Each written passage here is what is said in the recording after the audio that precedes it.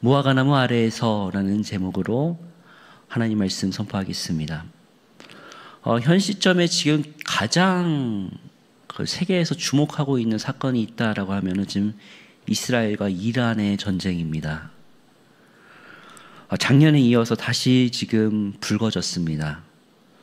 이스라엘은 최근에 이란의 핵 개발 시설, 주요 도심지에 있는 모든 시설을 지금 다 전투기를 동원해서 폭격을 하였고, 이번에는 아주 끝을 보겠다라는 것입니다. 그러니까는 작전명이 이제 일어나는 사자라고 해서 이제 성경에서 나오는 구약을 비유를 하는데, 이번에는 아주 끝을 내겠다라는 작정입니다. 그런데 사실 이러한 폭격에는 일부러 이스라엘이 이란을 자극하고 있는 정치적인 부분이 있다라고 하는 부분이 외교 전문가들의 의견입니다. 우리 김주석 장로님 앞에서 감히 좀 까불겠습니다. 물론 더 잘 아시지만은 주로 지금 이란과 중동의 이슬람의 입장이 지금 서로 지금 다른 입장입니다. 이스라엘과 이란의 입장, 그리고 또 미국의 입장. 보면 아시겠지만 이란은 중동의 이슬람권에서 자기들이 아마 이슬람 혁명을 통해서 이슬람 국가가 된 나라입니다. 그래서 그들의 입장은 뭐냐면은, 너희들이 이 중동을 잘 다스리려면은 우리처럼 이슬람 최고 지도자 이맘 호메네이가 이렇게 집권을 해서 이렇게 해야 된다가 시아파입니다. 매우 복잡한 내용을 가지고 있는데요. 그들은 간접적으로 지금 이스라엘을 전쟁을 하고 있습니다. 그들은 간접적으로 하마스나 헤즈볼라를 통하여서 이스라엘과 대리전을 펼쳐왔습니다. 그리고 이스라엘의 갈등을 보이면서도 이슬람주의 나라로 그 정치를 하고 있는 게 현재 이란 입장입니다. 갈등을 이용해서 지금 정치를 하고 있는 상황이죠. 그러면서 보복을 하더라도 아주 약간의 보복만 합니다. 전면적으로 나오지 않게끔 보복만 하고, 그리고 압박하는 상황이고, 또한 이란은 반격을 하면서도 이스라엘이 전면적으로 나가지는 않게끔 그 정도 선만 유지를 하면서 정치를 하는 상황이고, 그리고 반면 이스라엘은 어떻게든 이 이란을 전면적으로 끌어내서 같이 아주 한꺼번에 다 전쟁을 하려고 하는 입장입니다. 또한 미국은 이러한 현 상황에서 이란을 적당한 핵시설만 억제하고 가급적인 건드리지는 않겠지만, 최근에 미국이 이란에게 좀 압박을 가하면서 지금 현재 상황이 딱 이렇습니다. 이스라엘 입장에서는 지금 아니면 기회 없다. 지금 아니면 기회 없으니까, 지금 이스라엘은 외부적으로 숨겨져 있는 군사가 얼마인지 정확하게 측정이 안 되어 있습니다. 그런데 자신의 정치적인 이익을 취하기 위해서 최대한 이번에 공격을 하고, 이란 또한 이란의 입장에서도 우리가 지금 전면적으로 부딪히면 우리한테 손해인데 라는 입장을 취하면서도 지금 애매한 상황입니다. 그리고 미국은 이런 상황을 이용해서 자신의 중동의 평화를 유지하고 또 자신의 우군의 세력들을 확실하게 심기 위해서 지금 하고 있는 상황입니다. 한마디로 너무 복잡하고 전문적인 얘기지만은 쉽게 말해서 겉다르고 속다르다라는 상황이죠. 그러니까는 어떻게 될지를 모릅니다. 겉으로 보이는 것이 전부가 아니고 다 자신들만의 입장과 이득을 취하기 위해서 지금 움직이고 있다라는 것이죠. 참 세상이 그렇습니다. 자신의 이익을 취하기 위해서, 유리한 고지를 점하기 위해서 겉과 속이 다른 행동들을 합니다. 그것이 바로 인간의 타락한 모습입니다.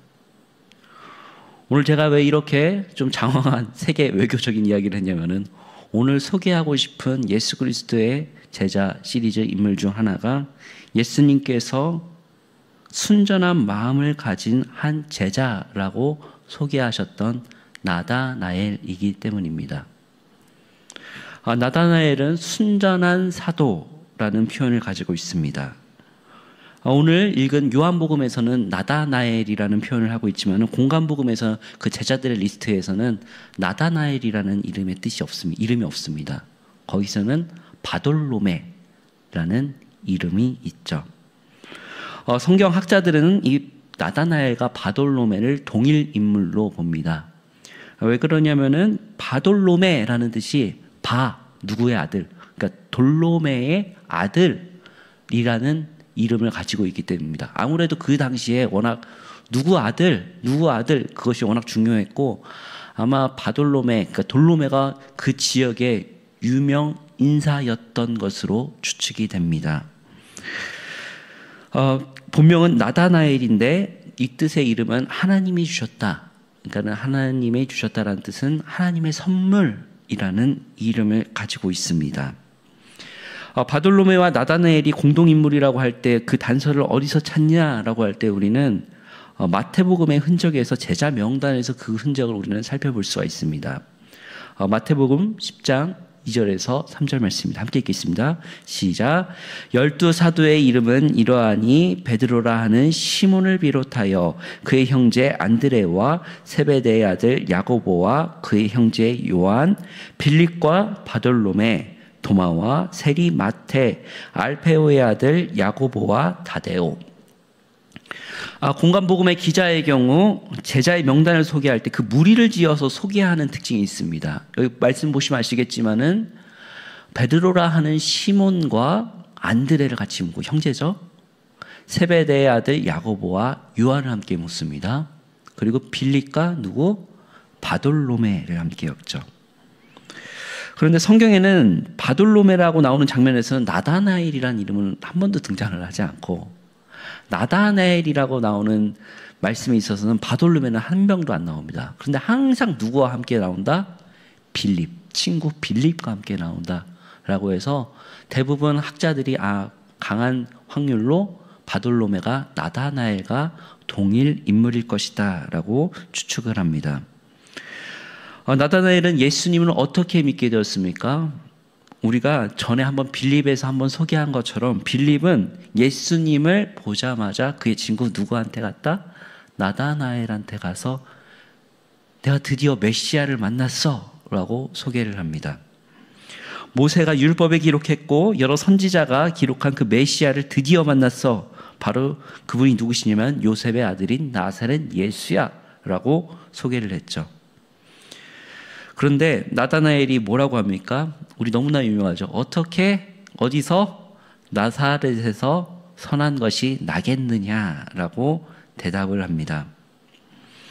그 유명한 메시아가 유다 가문도 아니고, 그러니까 유대 땅에 있는 그 예루살렘 가문도 아니고, 이 시골에서 어떻게 나오겠냐라는 것입니다. 갈릴리 총구석에서도 총구석인 나사렛에서 어떻게 그런 인물이 나오겠냐.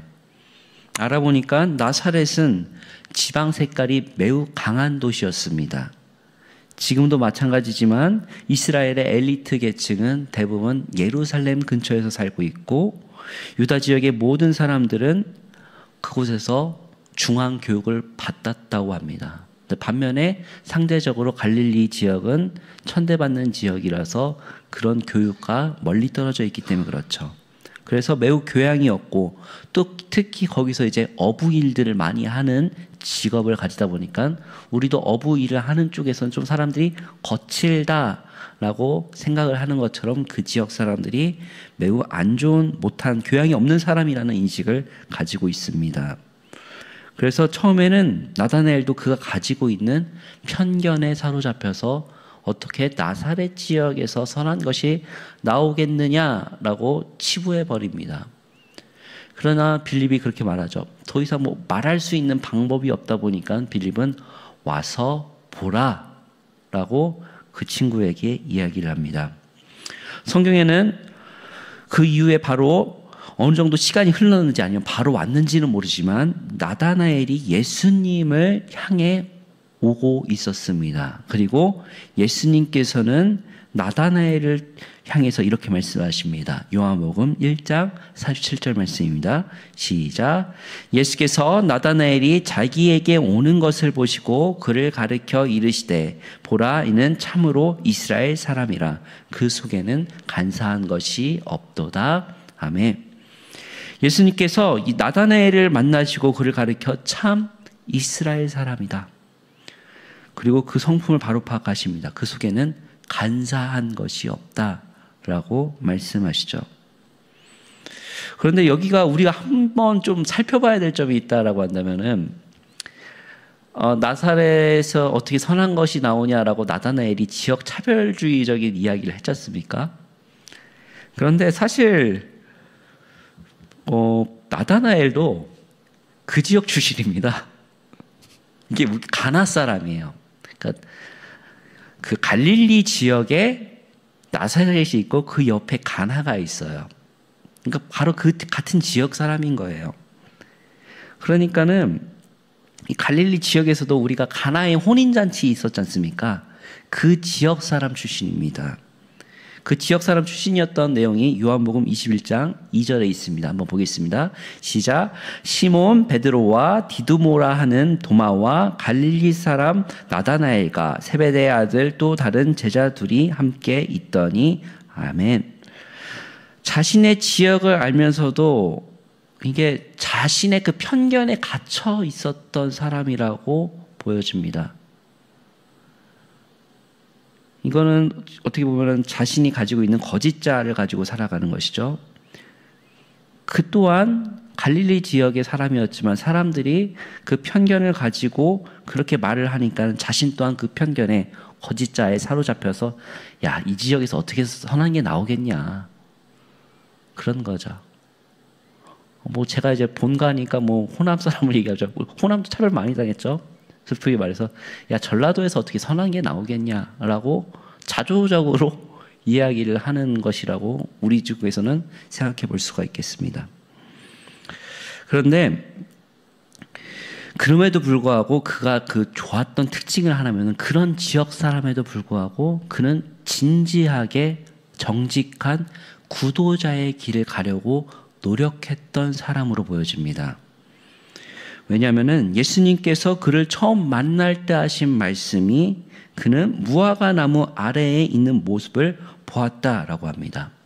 무화과 나무가 이제 성경에서 이제 상징이 어떤 상징이냐면 평안과 번영을 상징합니다. 그래서 구약성경에서는 너희가 무화과 나무의 열매와 포도나무의 열매를 먹으며 그 소출을 먹을 것이다라고 평안을 이야기합니다. 그런데 이게 이제 이 지역별로 좀 특징이 있는데 우리나라에서도 서구는 별로 없어요. 근데 저기 전라남도랑 경상남도만 해도 오래된 교회는 꼭 무화과 나무 하나씩 심어 놓습니다. 거의 날씨가 따뜻하니까요. 그래서 생각보다 이 나무가 크게 자랍니다. 그러니까 이스라엘 사실은 풍토가 저도 몇 번 먹어봤지만 우리나라에서 자라는 건 물론 이제 하우스 하는 곳에서 좀 일주량을 딱 모아놓고 하는 데서만 맛있지 밖에 교회에서 키우는 건 사실 별로 맛없어요. 그런데 이스라엘 같이 일주량이 높은 곳에서는 그 나무가 7m, 8m까지 자랍니다. 그러니까 대부분 그 무화과 나무가 어떤 상징을 하냐면은 그 무화과 나무 아래에서 쉼을 가지고 안식을 하고 그리고 더운 곳에서 피난처를 제공하는 곳이 바로 무화과 나무 아래입니다. 그런데 무화과 나무 아래에서 주로 유대인들이 어떻게 활동을 했냐? 그곳에서 성경을 묵상하고 기도하고 경건의 시간을 주로 갖는 곳이 어디다? 무화과 나무 아래다라는 것이죠. 그러니까 우리나라로 치자면 제가 너무 우리나라로 비유를 많이 하는데 우리 선비들이 느티나무 아래서 시를 읽고 글을 읽었던 것을 생각하시면 될 것입니다. 그리고 이 경건한 유대인이라고 했으면서도 이 나다나엘이 아버지가 워낙 유력했던 사람 또 사두개파 쪽의 귀족 가문이었을 것이다 라는 이야기도 합니다.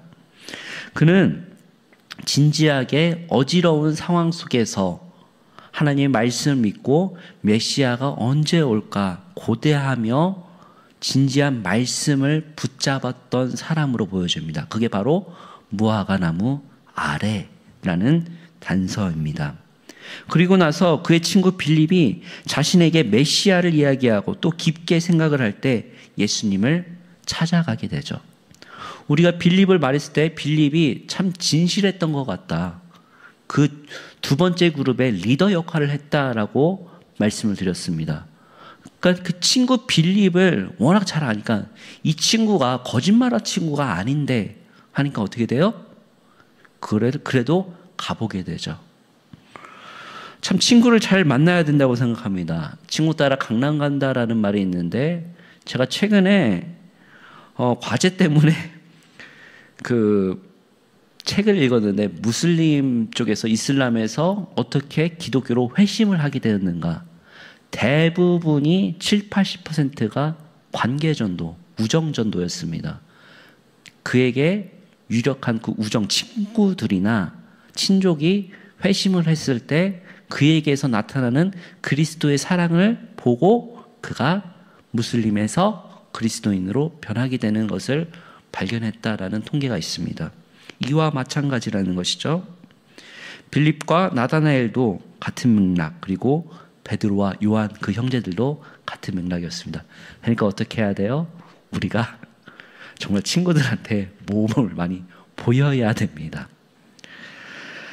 예수님은 나다나엘을 만나고 처음으로 뭐라고 말씀하십니까? 나다나엘은 예수님을 그 이야기를 보자마자 보지도 않고 뭐라고 편견을 갖습니까? 야, 어떻게 나사렛에서 선한 것이 나오겠냐라고 편견을 말하지만 예수님의 태도는 그렇지 않았습니다. 그에게 참 이스라엘 사람 그리고 간사함이 없는 사람이다 라고 말씀하십니다.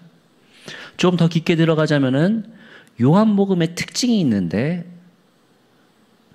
요한복음에만 그 나다나엘이 나온다고 했죠. 그리고 이 참 그리스도인, 그러니까 참 이스라엘인이라는 표현은 무엇이냐면은 한마디로 이 단서가 뭐냐면은 요한 공동체에서 즐겨 말하는 그 장치가 되어 있는데 진짜 이스라엘 사람이라면 누구 앞으로 나아간다? 예수님 앞으로 나아간다라는 장치를 여기다가 해 놓은 것입니다. 반면에 진짜 이스라엘이 아니었던 사람들은 예수께로 나오지 않는다라는 그 메타포가 이 요한복음에 깔려 있는 것입니다. 예수님은 그에게 지역 편견을 가지고 말했던 그를 처음엔 예수님도 알고 계셨을 거 아니에요. 그럼 화가 났어요. 인간적인 마음으로는 야, 네가 뭐라고 그랬어? 라고 말하겠지만 그는 충고보다는 어떻게 말하죠? 칭찬으로 그를 대하십니다.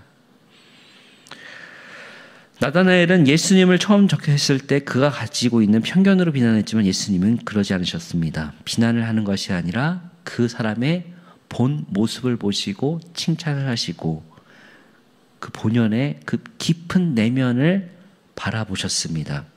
예수님께서 이렇게 말씀하시니까 나다나엘이 조금 당황했던 것처럼 보입니다. 그리고 어떻게 저를 아십니까? 라고 묻게 되죠. 그러자 예수님께서는 이렇게 말씀하십니다. 빌립이 너를 부르기 이전부터 나는 너를 보았다. 내가 너가 무화과 나무 아래 있을 때부터의 모습을 내가 봤다. 라고 하는 것이죠.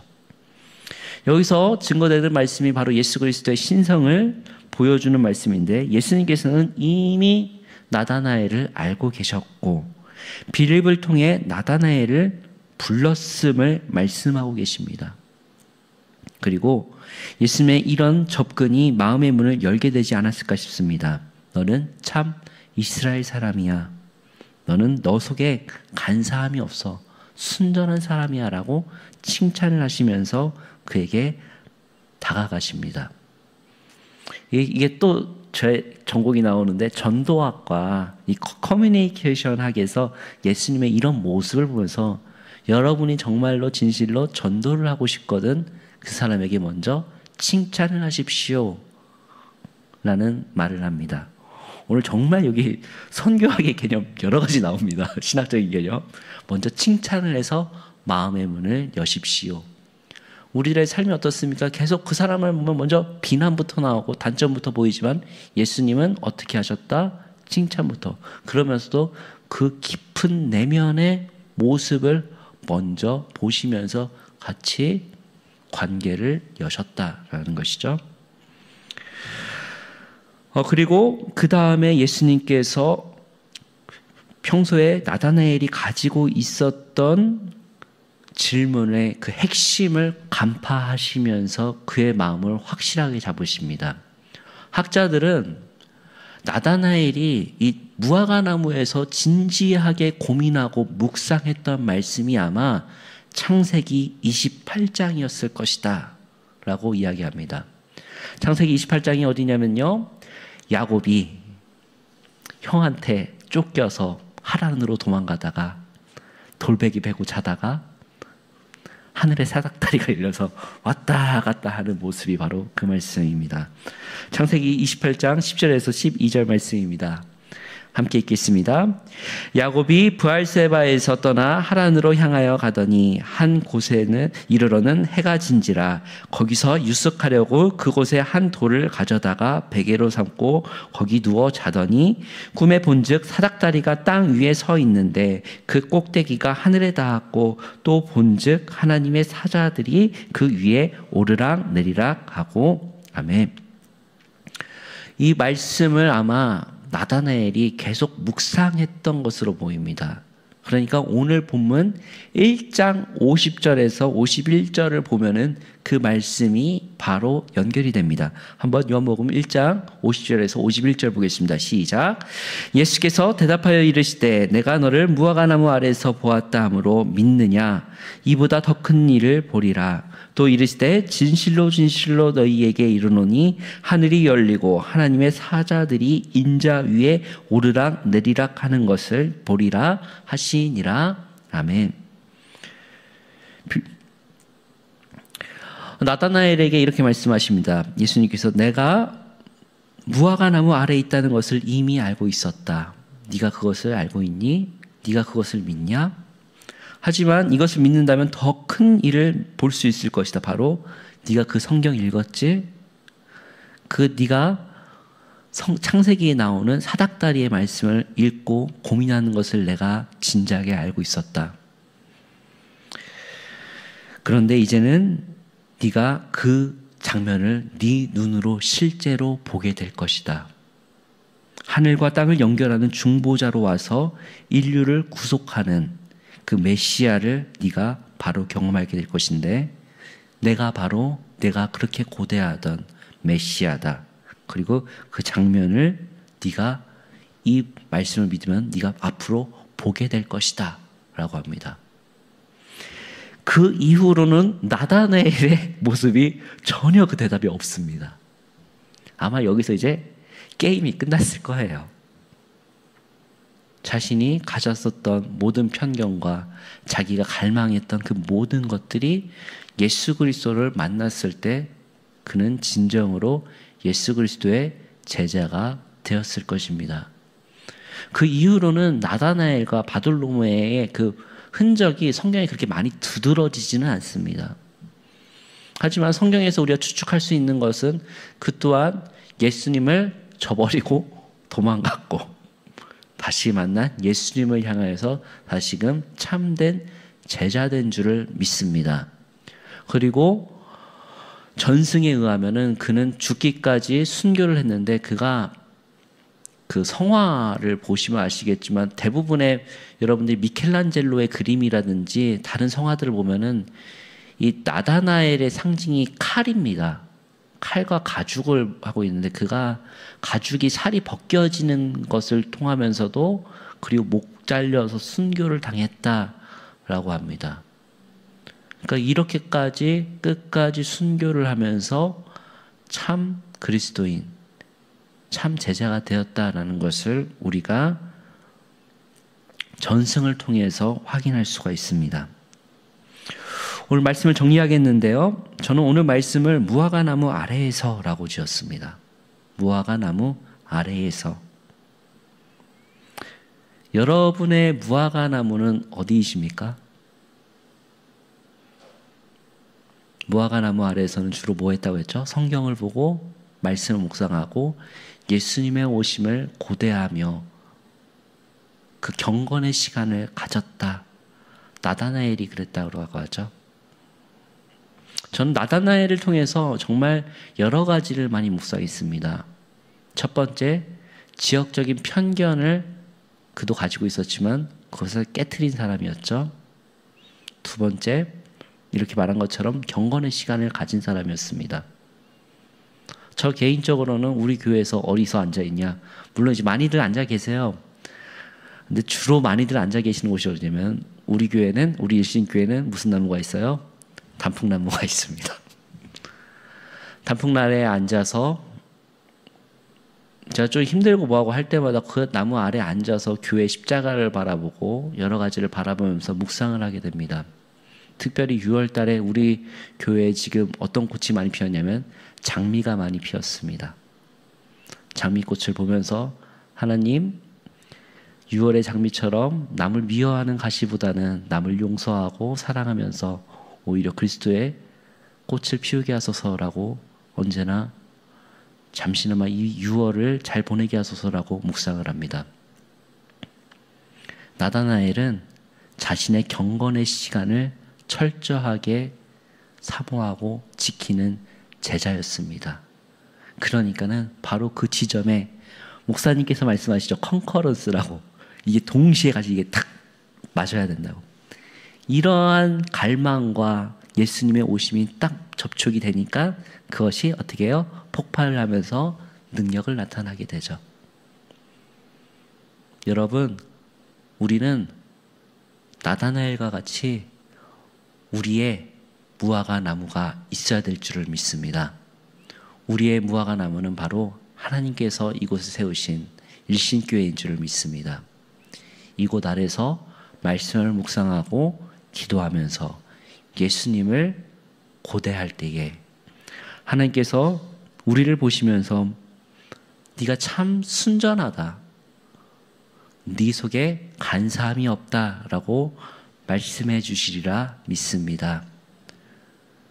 세상은 참 간사한 사람들이 너무나 많은 시대입니다.